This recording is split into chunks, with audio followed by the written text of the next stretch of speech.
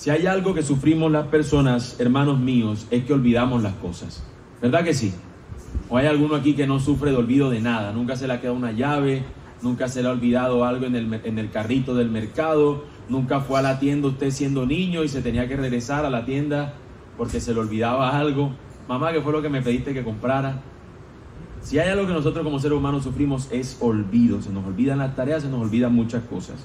Existen historias asombrosas de olvidos e incluso estas historias incluyen a niños pequeños. En México, una mujer olvidó a su hijo encerrado en un almacén. La mujer dejó a su hijo se lo puso en una silla, no sabemos bien la historia, pero la mujer se le olvidó el hijo en el almacén. Y cuando se vino a acordar, se enteran porque el niño se despierta y empieza a pegarle y habían cerrado el almacén y todo. Le tocó llamar policía y todo para poder llamar a la mamá, llamar al dueño del almacén y que abrieran para poder rescatar al niño. Tremendo olvido. En Argentina, una mujer olvidó a su hijo de 4 años en un bus. Se bajó y dejó al niño allá adentro del bus. Y así pudiera contar más historias de olvidos. Olvidos como estos en otras ocasiones terminan en un desenlace muy afortunado, como aquellos padres que dejaron a su hijo pequeño en Italia en un carro, se fueron a mercar y el calor terminó por asfixiar y matar al niño. Hay olvidos que son terribles. Imagínense que en lugar de un sitio seguro, esos niños fueran olvidados en medio de una catástrofe, un terremoto, una gran tormenta. La condición de vulnerabilidad de los niños les había hecho sucumbir prontamente. Cuando miramos la situación de los que ocupaban el arca, vemos que se trata de una catástrofe mucho mayor. No es un terremoto, no es una gran tormenta. Son 40 días, las aguas subiendo a una dimensión que terminaron sobrepasando montañas. Así que ante esa situación, mis hermanos, estamos viendo algo que es totalmente contrario a cualquier catástrofe que pudiéramos nosotros vivir. Mírenlo cómo nos dice el texto. Versículos 17 al 24 del capítulo 7 de Génesis. Nos presentan de qué dimensión era esta agua, este diluvio. Entonces vino el diluvio sobre la tierra por 40 días. Y las aguas crecieron y alzaron el arca, y ésta se elevó sobre la tierra. Las aguas aumentaron y crecieron mucho sobre la tierra, y el arca flotaba sobre la superficie de las aguas.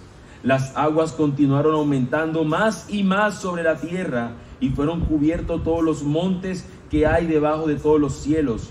Las aguas subieron 15 codos, 6.75 metros por encima de los montes, después de que habían sido cubiertos.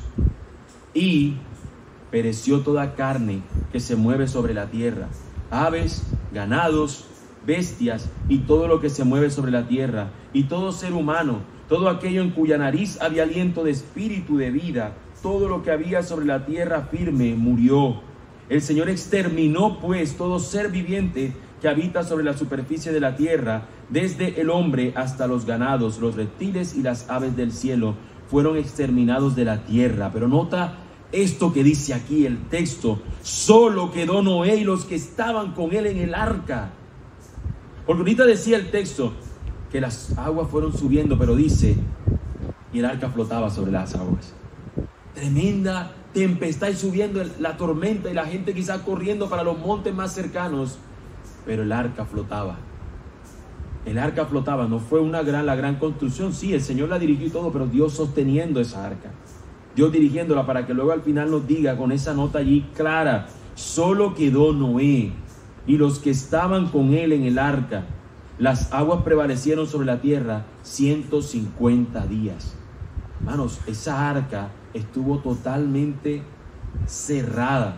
En plena oscuridad ese hombre estuvo todo ese tiempo aguardando la salvación del Señor. Dios guardándoles. Solo quedó Noé y los que estaban en él. 40 días lloviendo, 100 días el agua. Mire todo lo que va de tiempo ya corriendo. Ese hombre en esa arca. Nosotros en pandemia estábamos desesperados y nos dejaban salir de vez en cuando. Pero este hombre no podía salir para ningún lado. Esta pandemia fue mayor. ¿Qué pasará con ellos? Parece estar del tumbo al tambo, de un lado al otro. ¿Qué va a ocurrir con ellos en medio de estas aguas que solamente los revolotean de un lado para el otro? Ya superaron la superficie de los montes más altos y están andando por allí y para allá. ¿Qué va a pasar con ellos? ¿Será posible que Dios se olvide de ellos? ¿Será que ellos van a ser olvidados? Si nosotros olvidamos a veces hasta seres tan importantes, no sé si a alguno aquí se le ha extraviado el hijo así sea por un rato, pero conozco historias de personas cercanas que le ha pasado eso. Si nosotros hemos olvidado cosas valiosas, hemos dejado la tarjeta de crédito en el cajero o la tarjeta de débito, o hemos olvidado cualquier cosa importante, eventos que debíamos recordar como un aniversario, perdone si a alguno le recuerdo algún momento crítico con eso. ¿Olvidó usted el aniversario? ¿Su esposa lo olvidó? Ese día que tenían tantos años de casado. Nosotros olvidamos muchas cosas. ¿Será que Dios es capaz también de hacer lo mismo? ¿Será que Dios es como nosotros? ¿Podría Dios olvidarse de algo? ¿Existe una especie de demencia senil para la deidad? ¿Será que Dios, después de tantos años, empieza a padecer algo que se le olvide? La Biblia nos dice que no. Ya no se piensa que Dios no olvida. De ninguna manera. Él no se olvida de los que salva. Israel en el desierto debía saberlo. Dios los había liberado de la esclavitud en Egipto. Los había sacado por ese mar rojo para llevarlos a la tierra prometida. Y Dios no se había olvidado de ellos, sino que los estaba guardando. Igual nosotros hoy podemos afirmar lo mismo. Aquel que nos salvó no nos olvidará ni nos dejará desamparados.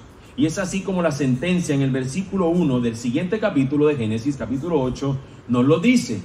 Entonces Dios se acordó de Noé y de todas las bestias y de todo el ganado que estaban con él en el arca. La idea no es que Dios se le había olvidado y de repente se acuerda de Noé, porque Dios ya había establecido los límites del tiempo que iba a durar tanto la lluvia como lo que iba a suceder posteriormente. Ya Dios le había dicho que lo iba a salvar. Lo que nos está diciendo aquí es recordarnos, Dios no olvidó a Noé.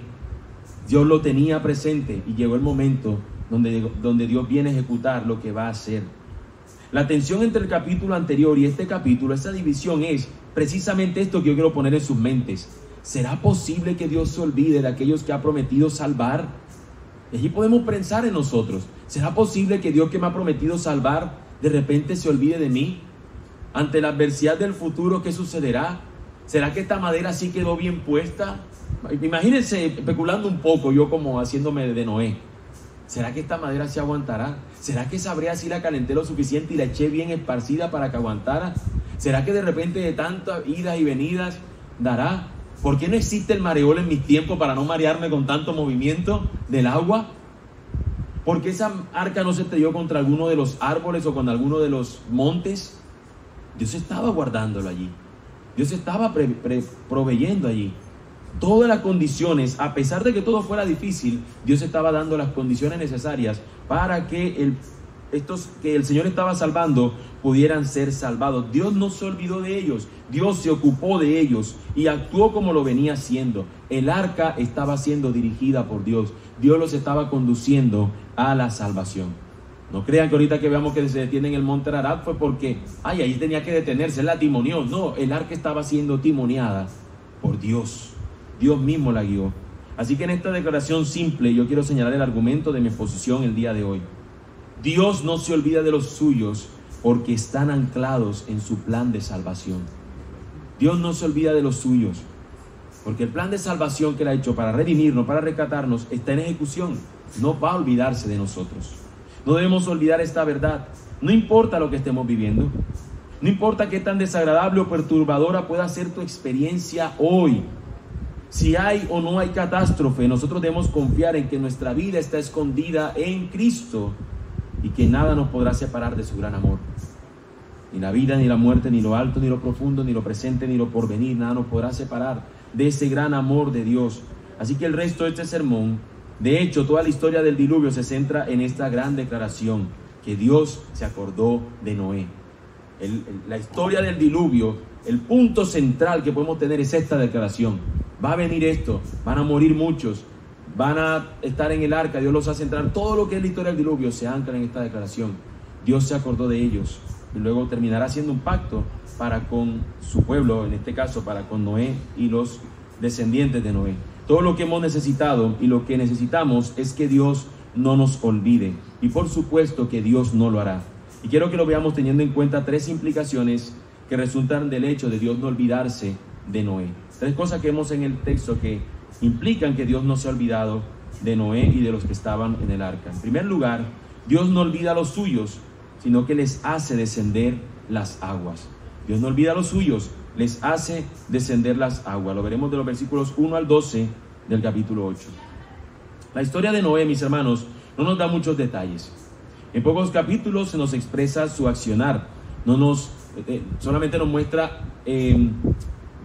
simplemente que el hombre obedece a Dios en construir un arca y que los animales estén dentro y que él entre con su familia, pero no nos cuenta detalles. No nos cuenta detalles de cómo él hacía para alimentar a esos animales. No nos cuenta detalles de cómo hacía si algún animal, qué pasaba con todos los desperdicios de toda esa cantidad de animales. No nos dice nada de eso. Él estaba ya trabajando, haciendo cualquier cosa dentro del arca. Y eso yo quiero que ustedes lo tengan en mente, porque es similar a nosotros hoy. Nosotros estamos en nuestra arca con una pala trabajando, pero Dios está ejecutando su plan de salvación afuera, aún en medio de la tempestad y del diluvio. Y es lo que vemos nosotros. Veámosle los versículos que nos dice. Entonces Dios se acordó de Noé y de todas las bestias y de todo el ganado que estaban con él en el arca. Y Dios hizo pasar un viento sobre la tierra y decrecieron las aguas. Las fuentes del abismo y las compuertas del cielo se cerraron. Y se detuvo la lluvia del cielo. Las aguas bajaron gradualmente de sobre la tierra. Y después de 150 días las aguas habían disminuido. Por el poder de Dios que ejecutó de que bajaran esas aguas, ahora el Señor está haciendo que estas aguas empiecen a descender para favorecer a los que están en el arca. Por el poder de Dios las aguas empiezan a bajar y ese mismo poder obra para que el agua termine deteniéndose. Y entonces nos dice versículo 4: en el día 17 del mes séptimo el arca descansó sobre los montes de Ararat. Las aguas fueron decreciendo lentamente hasta el mes décimo, y el día primero del mes décimo se vieron las cimas de los montes. Miren cómo el texto nos presenta la idea de descanso, porque pudo haber dicho el arca se detuvo sobre los montes y ya, pero nos recuerda el descanso, porque recuerden lo que significa el nombre de Noé, ¿no? Descanso. Y ahora finalmente esta arca descansa sobre este monte. Dios la conduce para que lleguen allí a ese lugar, pero todavía no han salido. Solamente hasta ahora se está viendo algo. Ya no estamos moviéndonos, pero estamos todavía encerrados. Todavía están allí, porque las aguas todavía están allí como al nivel de los montes. Todavía no es útil para ellos la tierra donde ellos se encuentran. Necesita que siga descendiendo aún más. Miremos cómo procede Noé en el arca.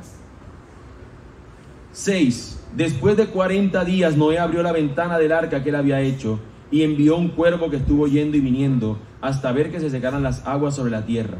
Después envió una paloma para ver si las aguas habían disminuido sobre la superficie de la tierra, pero la paloma no encontró lugar donde posarse, de modo que volvió a él, al arca, porque las aguas estaban sobre la tierra, sobre la superficie de toda la tierra. Entonces Noé extendió la mano, la tomó y la metió consigo en el arca. Todos estos actos que estamos viendo acá señalan una verdad. Nada de eso que Noé estaba haciendo podía cambiar su situación. Díganme qué le servía a Noé que él enviara un cuervo para el hecho de que las aguas bajaran o que él fuera liberado. Nada. ¿Y la paloma? Nada. ¿Sabe qué le estaba sirviendo eso? Ser testigo de lo que Dios estaba haciendo. Estaba eso sirviéndole a él de testimonio. Dios está orando. Dios está descendiendo a las aguas. Porque cuando el cuervo no volvió, algún lugar se encontró donde dice, ok, entonces ya hay tierra firme. Dios está cumpliendo su asunto. Esto le estaba sirviendo a él simplemente para testimonio. Solo podía testificarlo. Lo único que servía esto era para testificar. Y yo quiero que tú tengas esa idea también en mente. Nosotros deberíamos ser estos que puedan decir, Señor, yo te veo que estás obrando. Yo te veo trabajar, Señor. Veo tu obra en mí. Veo tu obra en medio nuestro. El mundo sigue, quizás pudieras verse cayéndose a pedazos, pero tú estás obrando en mí tu plan de salvación. Tú estás obrando esta obra de salvación, Señor. Las aguas están bajando y yo estoy aquí a salvo. Señor, el mundo cada día hace más mal y yo procuro el bien por amor a tu nombre. Tú estás obrando, Señor. Tú estás trabajando en tu salvación en mí. Noé desde su óptica pudo ver cómo Dios estaba cumpliendo lo que él dijo. Miren lo que dice en nuestro versículo siguiente. Esperó aún otros 7 días y volvió a enviar la paloma desde el arca hacia él. Hacia el atardecer la paloma regresó a él, trayendo en su pico una hoja de olivo recién arrancada. Entonces Noé comprendió que las aguas habían disminuido sobre la tierra. Esperó aún otros 7 días y envió de nuevo la paloma, pero ya no volvió más. Esto es una enseñanza para nosotros hoy. Deberíamos testificar y gozarnos y hasta consolarnos en la salvación de nuestro Dios. Noé, nada de lo que hace, hermanos, vuelvo y reitero en eso, nada de lo que hizo Noé cambiaba su situación. Estaba todavía encerrado en el arca, no podía salir. Esto simplemente estaba sirviendo para él darse cuenta, el Señor está haciendo que las aguas caigan, que las aguas bajen. El Señor está obrando para salvarnos. El Señor no nos ha dado el permiso aún, porque Él está obrando. El Señor no nos ha llevado aún, hermano. Y a veces ese pudiera ser también nuestro grito de lamento en lugar de oración. Señor, ya, Señor, esta arca está muy aburrida aquí. Llévanos, Señor. Sácanos de aquí ya. Queremos ver ese nuevo mundo. No. Sigue observando y testificando de lo que Él está haciendo. El Señor está obrando su salvación. Mis hermanos, si Dios se hubiese olvidado de ellos, ellos habrían perecido en las aguas. Pero Dios no lo hizo. En cambio, le quitaría de manera progresiva aquello que era su objeto de juicio. Nótese cómo Dios se encarga usualmente de hacer las cosas de manera progresiva. Y me río porque nosotros somos de esa generación, siempre el hombre ha sido de querer las cosas ya rápido, ya, inmediatamente. Ya lo queremos ya, todo lo queremos ya. Y Dios está obrando de manera progresiva en nuestras vidas. Bueno, fueron 40 años en el desierto del pueblo de Israel. ¿Por qué no le dio la tierra prometida al momento siguiente de haberlo sacado? ¿Por qué el Señor no le dio que no fueran 150, sino que así con un viento, y pasó un viento y secó todo, y en un día ya se secó todas las aguas? 150 días la espera en el arca, hermanos. Yo quiero presentar ese sentido así como de desespero, ¿no? Como un encerrado en un lugar que ya te conocías todo, ya sabías la mancha que había dejado allá el tigre con su garra allí, así sale eso el tigre. Ya sabía todo, ya conocía todo el lugar, ese desespero de querer salir. Pero Dios obrando allí, su plan de salvación afuera. Ellos no podían verlo, solamente ser testigos de pequeños visos por medio de lo que Noé estaba haciendo. Las aguas, hermanos, en este pasaje aquí significan peligro, significan aquello que trajo el juicio, peligro para la vida de los suyos, y Dios los está librando de ese juicio. Dios les está haciendo descender las aguas para que ellos no sean parte de eso. Podría ser el mar más terrible, pero Dios rescata a los suyos de ello. Y los israelitas en el desierto tenían esto claro. Dios, en el momento donde ellos iban a ser acribillados por los egipcios y tenían el mar enfrente que era peligroso, Dios lo abre y los liberta a ellos, y salen ellos como por tierra firme. Y luego el mar, en lugar de atraparlos a ellos, ¿a quién atrapó? A los egipcios, cuando se cierran las aguas, y terminan allí ellos muertos en el mar rojo. El pueblo de Dios librado, los enemigos, los culpables o los que merecían esto, que habían esclavizado a su pueblo, reciben el castigo. Israel seguiría con esa idea, sabiendo que el mar para ellos representaba lo malo. La Escritura nos presenta siempre que ellos tenían esa adversidad hacia el mar. Y por eso decía el Señor, llévate al mar nuestro, y tú te vas a llevar al mar nuestro pecado, y ya no tendremos que verlo más. Y en el Nuevo Testamento nos presenta la idea de que Jesús, en medio de la tormenta en la mar, la calma, porque Él tiene el poder para calmarla. Cuando los suyos están desesperados porque piensan que van a morir en medio de ella, Jesús con su poder actúa de esa manera. Hermanos, el mar en esta historia y para el pueblo de Israel siempre ha representado lo adverso, lo malo, lo que les trae un mal, aquello que los puede terminar destruyendo. Y en Apocalipsis el Señor termina conectándonos esa idea.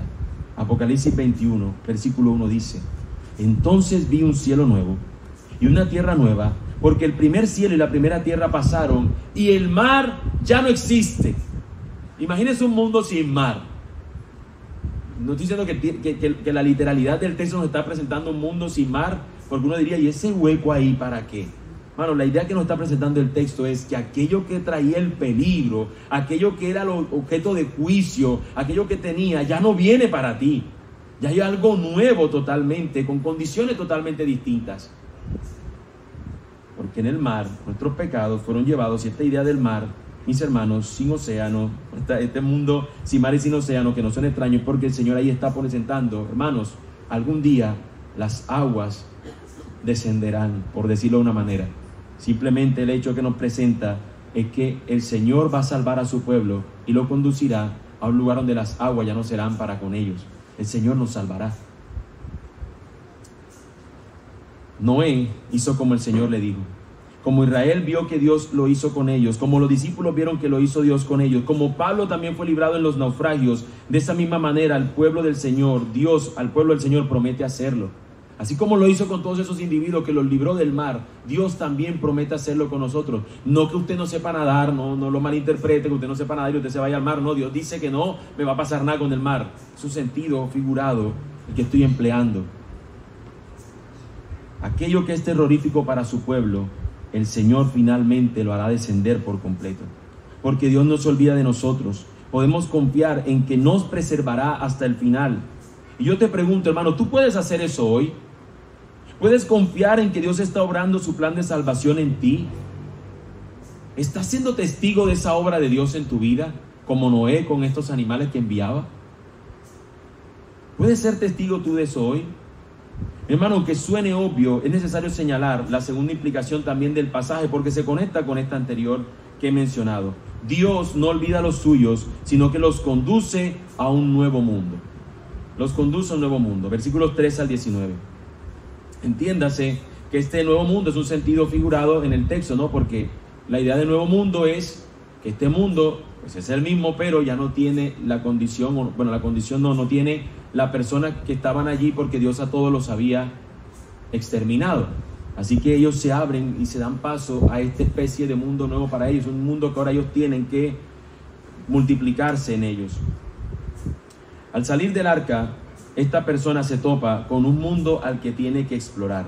Y yo sé que diciendo así como este asunto de mundo, a algunos les suena como una aventura. ¡Ay, qué aventura! Imagínate un mundo nuevo, sin nada y toda disposición para nosotros empezar a llenarlo y demás. Aunque sea una aventura, mis hermanos, no es una aventura, no es un mundo por explorar, sino que tienen ahí que obedecer al Señor. Versículo 13 nos dice: y aconteció que en el año 601 de Noé, en el mes primero, el día primero del mes, se secaron las aguas sobre la tierra. Entonces Noé quitó la cubierta del arca y vio que la superficie de la tierra estaba seca. Y ahora hizo otra acción y observa lo que está sucediendo afuera. En el mes segundo, en el día 27 del mes, la tierra estaba seca. Versículo 15. Entonces dijo Dios a Noé: sal del arca tú y contigo tu mujer, tus hijos y las mujeres de tus hijos. Saca contigo todo ser viviente de toda carne que está contigo, aves, ganados y todo reptil que se arrastra sobre la tierra, para que se reproduzcan en abundancia sobre la tierra y sean fecundos y se multipliquen sobre la tierra. Mis hermanos, ¿en qué momento salió Noé del arca? Cuando Dios le dijo. Y él pudo haber visto: las aguas están bajando. Y luego quita la cubierta. Uy, el agua ya está bastante bajita. Pero si no es hasta que Dios le dice que puede salir del arca, es que él puede salir del arca. Hermano, Dios está obrando su plan de salvación. No es a tu manera. No es como tú quieras. Señor, ya. ¿Por qué no viene ya, Señor? ¿Por qué no viene ya y haga esto? Hermano, usted no le da orden al Señor. Es el Señor quien tiene su plan y lo ha determinado en su tiempo, bajo sus condiciones. Y Dios es el que le dice a este hombre: ahora es que puedes salir. Está bien, Señor, como tú digas, yo haré. Y qué bueno que nos presenta un Noé obediente, ¿no? Pero aunque Noé fuera terco, Noé tenía que hacer lo que Dios decía.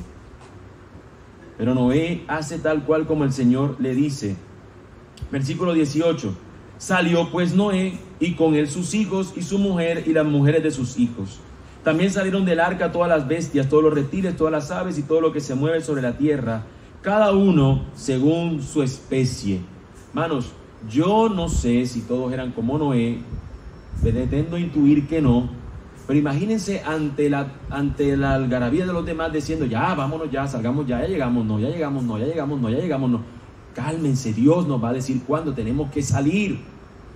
Y él obedientemente sale. Y salen a este nuevo mundo a hacer lo que Dios les ha dicho. Dios les ha dicho: salgan y reproduzcanse. Porque el mundo ahora mismo está deshabitado. El nuevo mundo al que sale del arca Noé es un mundo que llega después de Dios haber hecho el juicio. Tengamos eso presente. Es un mundo que llega o que aparece después de Dios haber ejecutado su juicio. Y eso el pueblo lo sabía muy bien.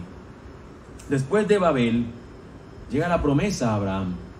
Cuando Después de esta historia, más adelante va a aparecer la Torre de Babel. Y después de la Torre de Babel se nos presenta la historia de Abraham, a quien el Señor le hace una promesa, en quien serán benditas todas las naciones de la tierra, y le da la promesa de que va a ser el pueblo de Dios y que tienen ellos que multiplicarse básicamente para hacer esta gran nación de Dios. Y Dios va a hacer que sea una nación numerosa.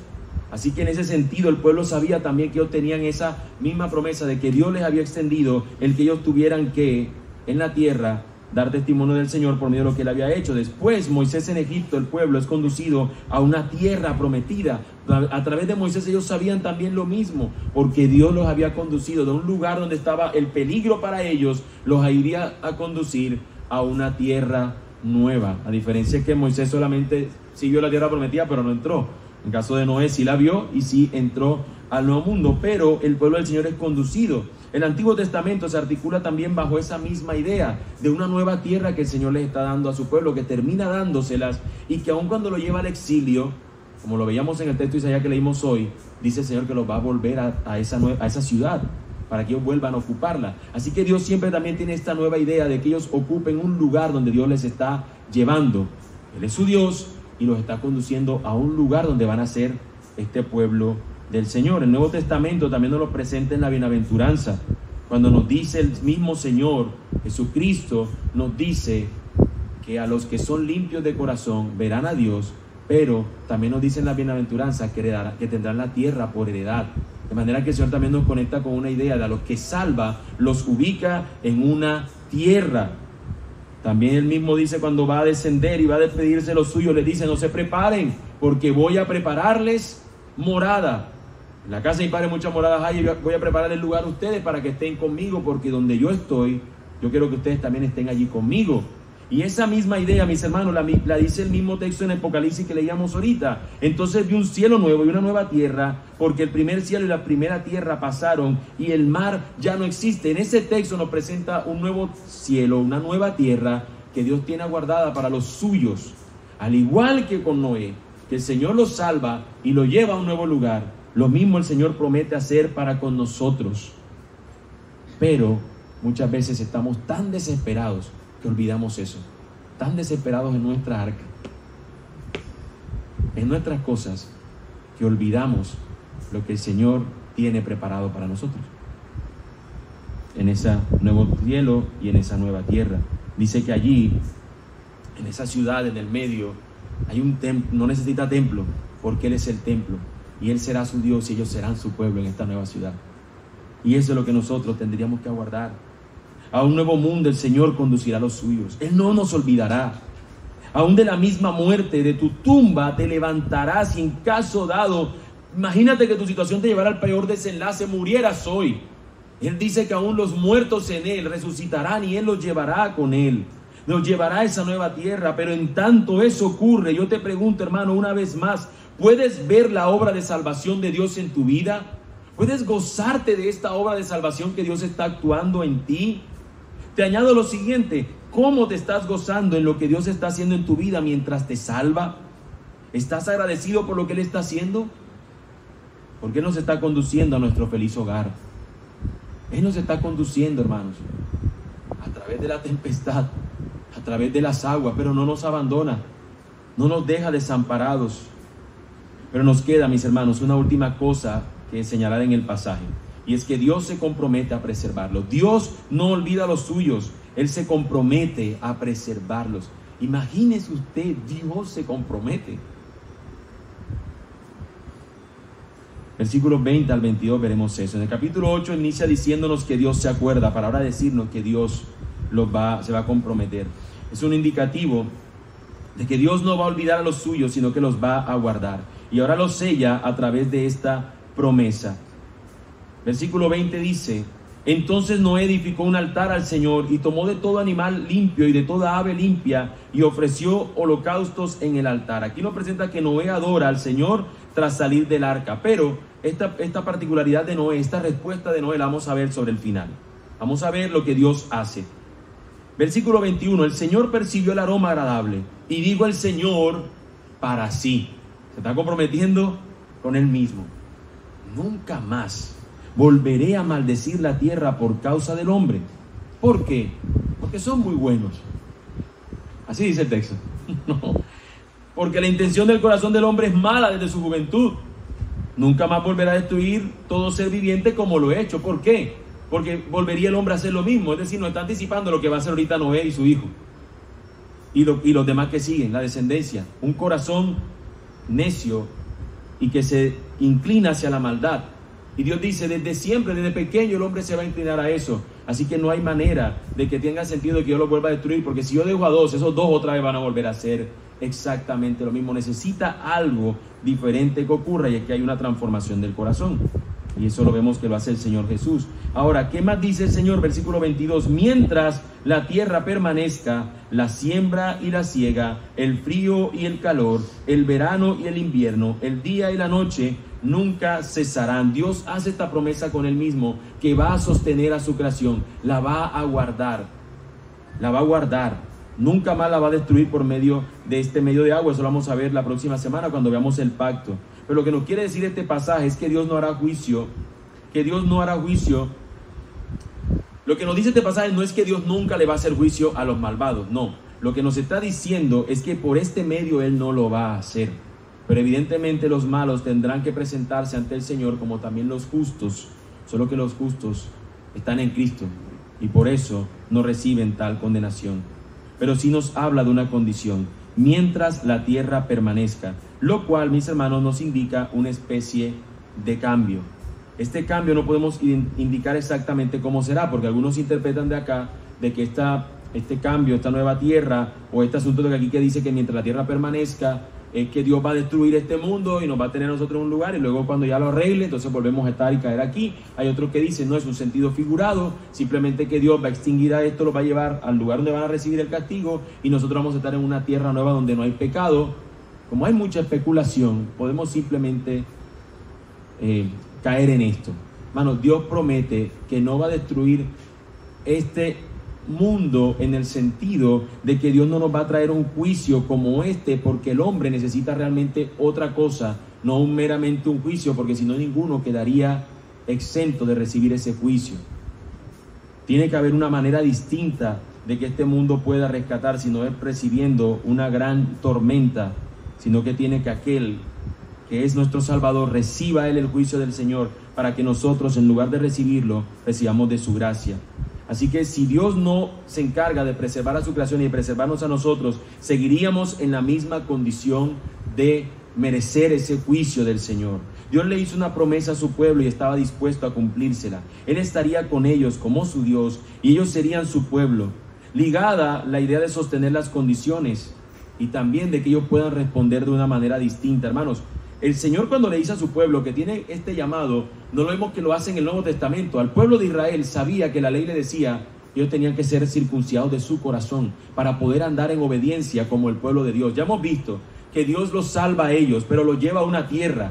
Y al llevarlos a esta tierra tienen una manera como vivir, como le va a pedir Dios a Noé. Lo mismo sabía el pueblo de Israel. Cuando Dios los rescata y los lleva a la tierra prometida, les dio una ley para que ellos vivieran de la manera correcta. Desobedecer la ley del Señor implicaba que ellos recibieran entonces el castigo, el juicio del Señor, que fue lo que recibieron.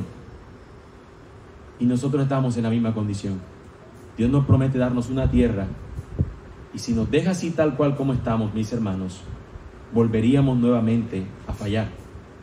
Si el Señor nos diera que nada más esto que estamos acá, bueno, más hermanos lo que nos conocemos, si los cristianos, el Señor ahora mismo actuara y en nuestras fuerzas nos volviera otra vez a que nos multiplicáramos aquí, nos reprodujéramos y volviéramos a llenar la tierra, hermanos, volvería a ser exactamente lo mismo. La diferencia la hace Cristo Jesús. Él fue y Él es quien cambia realmente esta condición. Los suyos no volverán a pecar por lo que Él hizo, y por eso Él va a transformar nuestro ser, dice la Escritura, que cuando seamos levantados nos transformará en un cuerpo glorificado, para que no tengamos que volver a pecar. Así que la condición Él la cambia. Miren cómo lo dice, y abran otra vez sus Biblias en Apocalipsis 21, que está la misma explicación del texto que hemos venido hablando. Apocalipsis 21, voy a leer nada más del 1 al 8. Si quiere leer usted en casa todo el capítulo completo, yo voy a leer del 1 al 8 y luego voy a leer el versículo final, que es el 27.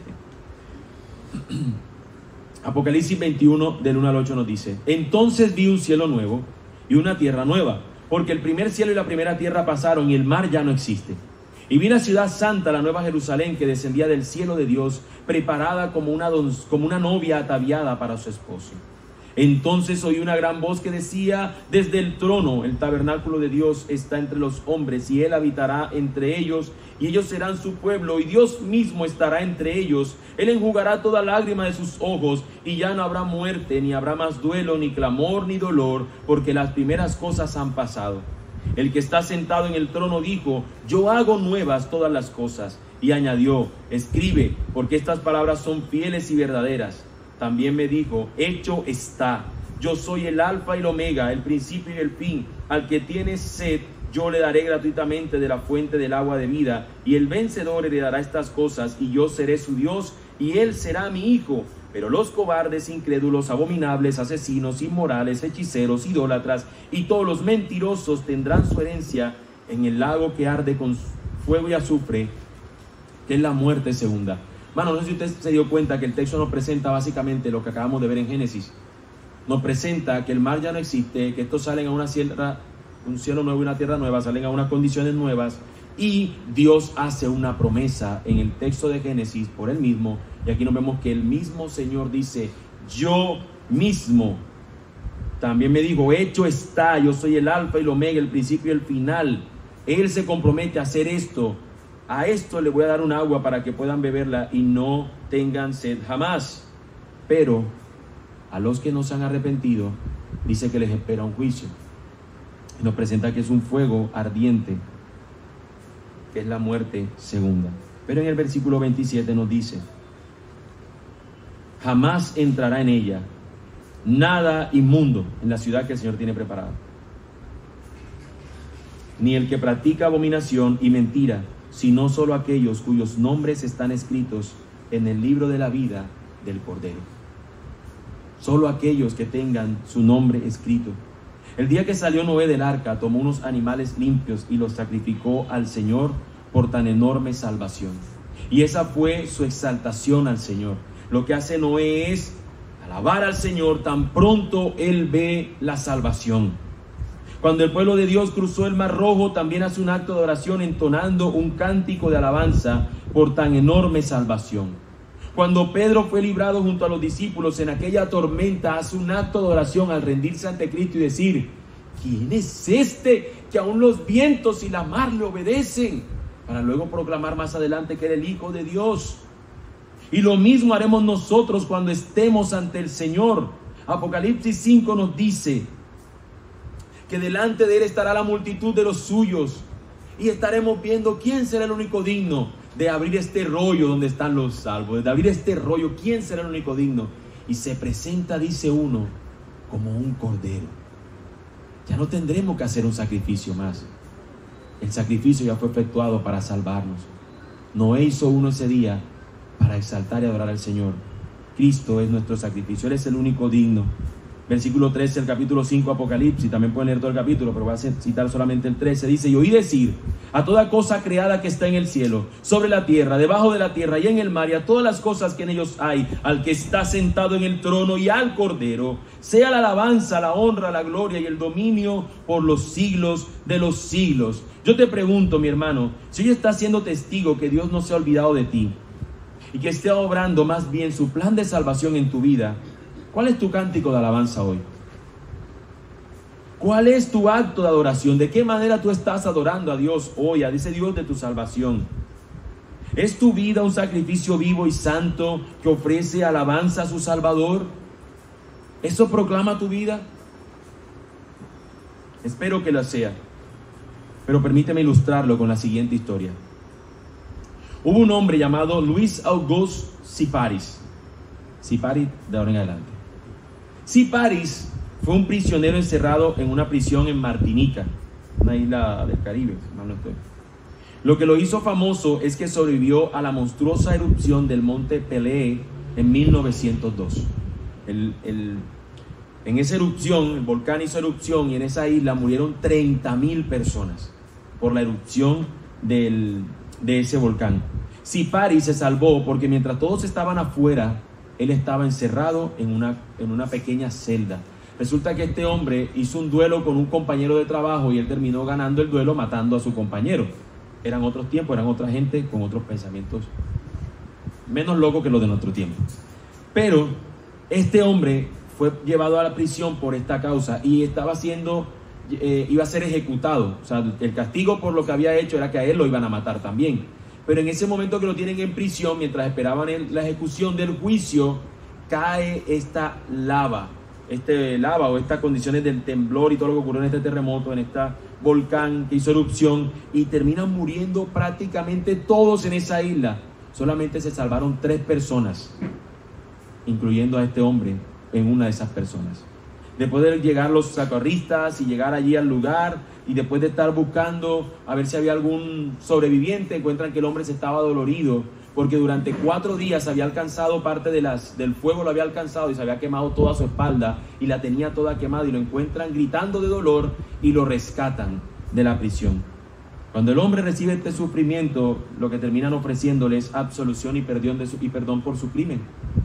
Básicamente dijeron: mira, este hombre que siga viviendo. ¿Saben qué sucedió con ese hombre?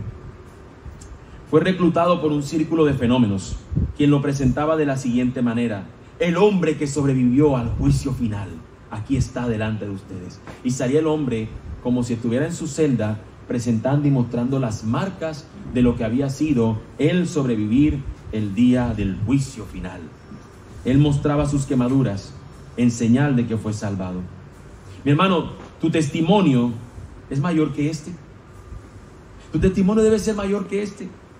Hoy tú puedes anunciar y testificar de la gran obra que Dios hizo en ti, que no has sido olvidado y que nunca jamás lo serás. ¿Sabe por qué? Porque Cristo Jesús fue olvidado por ti. En el cielo, hermanos míos, todos tendremos un cuerpo glorificado que no tendrá ninguna marca ni señal del pecado. Pero habrá uno cuyas heridas señalan que fue el Cordero inmolado por nosotros. Cristo Jesús y sus llagas, sus heridas, presentando que Él recibió el castigo, ese Cordero que fue traspasado, que fue olvidado en la cruz, abandonado por el Padre, para que tú y yo no tengamos que ser abandonados por Él jamás, sino que tras el paso de las aguas, tras la entrada al nuevo mundo, todas sus promesas sean una realidad para nosotros, su pueblo. Él estará con nosotros y no tendremos nada que nos abandone. Hermanos, ¿cómo no levantar un cántico y una adoración a nuestro Dios por esta salvación tan grande? Si Sipari mostraba en su espalda marcas, ¿cómo nosotros no testificar del Señor?